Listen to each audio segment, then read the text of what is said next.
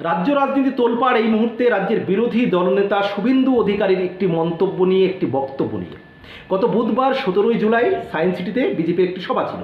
সেখানে শুভেন্দুবাবু বক্তব্য দিতে গিয়ে বলেন যে জো হামারা সাথ হাম উসকা সাথ, অর্থাৎ যারা আমাদের সাথে আছেন আমরা তাদের সাথে আছি।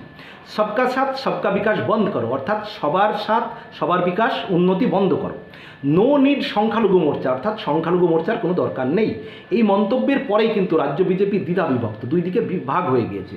রাজ্যের যিনি বিজেপির সভাপতি সুকান্ত মজুমদার মহাশয় তিনি বলেছেন যে শুভেন্দুবাবুর এই মন্তব্য তিনি সমর্থন করেন না এবং প্রধানমন্ত্রীর যে মন্তব্য অর্থাৎ সবকা সাথ সবকা বিকাশ এটাই বিজেপির পথ।